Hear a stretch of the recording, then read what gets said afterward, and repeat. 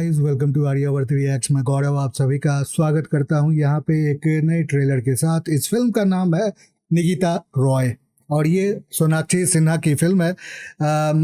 मेरा इंटरेस्ट नहीं था, सही कहूँ तो, इस फिल्म का ट्रेलर देखने में, क्योंकि सोनाक्षी सिन्हा मुझे उस तरह की एक एक्ट्रेस लगती है जिसका मैं समझता हूँ कि वो बस अपने पापा के कारण ही फिल्मों में आई है और उनके कारण ही यहाँ पे जानी जाती है। और वैसे भी उनके जो बातें होती है वो भी कुछ खास नहीं होती है, तो एक तरह से अजीब मैं नहीं समझता कि मैं उनको पसंद करता हूँ। खैर, वो बात अलग है।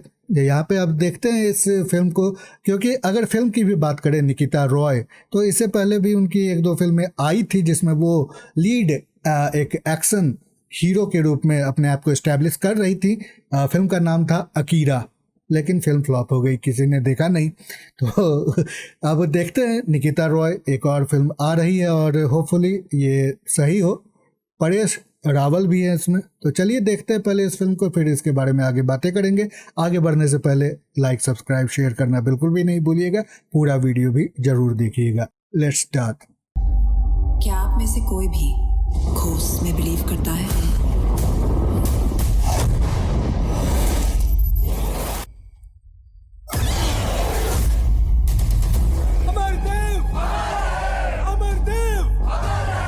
हम सब अपना अपना सत्य ढूंढते हैं। आधा सच तो हमारे सामने होता ही है, पूरे सच की तलाश में हम भटकते रहते हैं।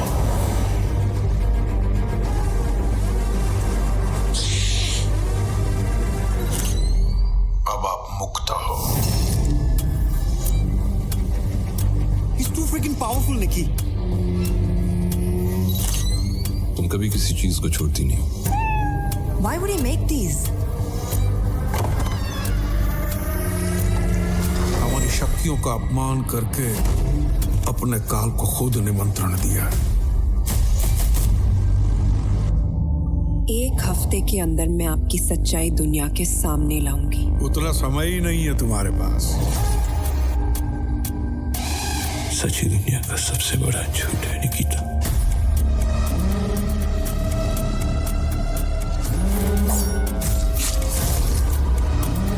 बात बहुत बढ़ चुकी है।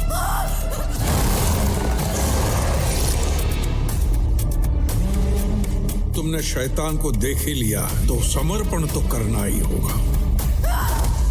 What the hell are you getting us into, Nikita? People are dying. Who's next? Me? You?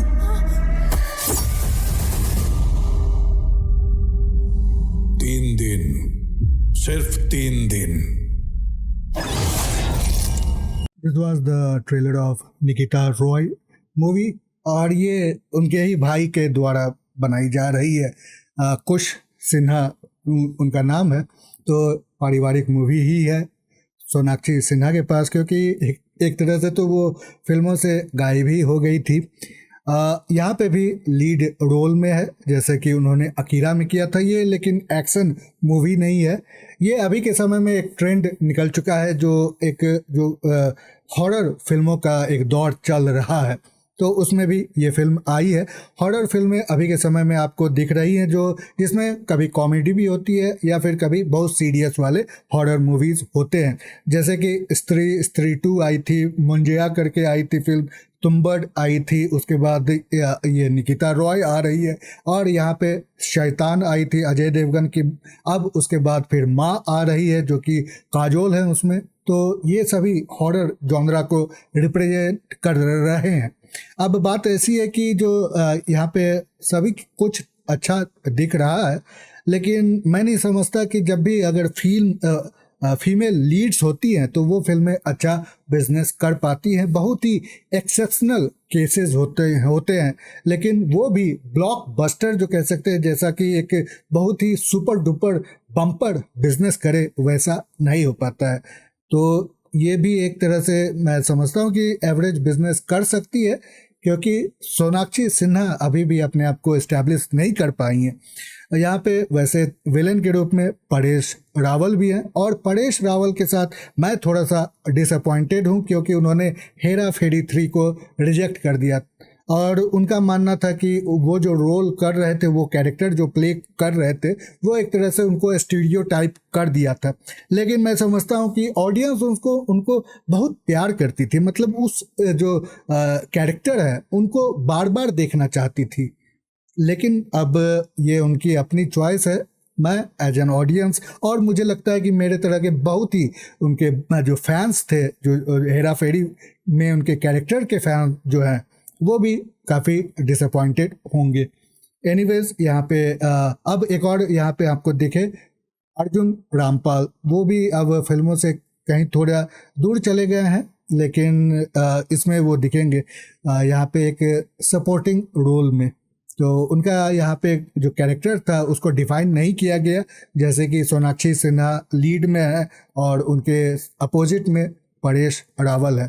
तो देखने वाली बात होगी। एनीवेज, ये था निकिता रॉय फिल्म का ट्रेलर। आपको कैसा लगा? अपने विचार भी मेरे कमेंट सेक्शन में मुझे ज़रूर लेके बताएं। साथ में लाइक, सब्सक्राइब, शेयर करना बिल्कुल भी नहीं भूलिएगा। पूरा वीडियो देखने के लिए बहुत बहुत धन्यवाद। मिलते हैं अगली बार, तब तक के लिए बाय बाय।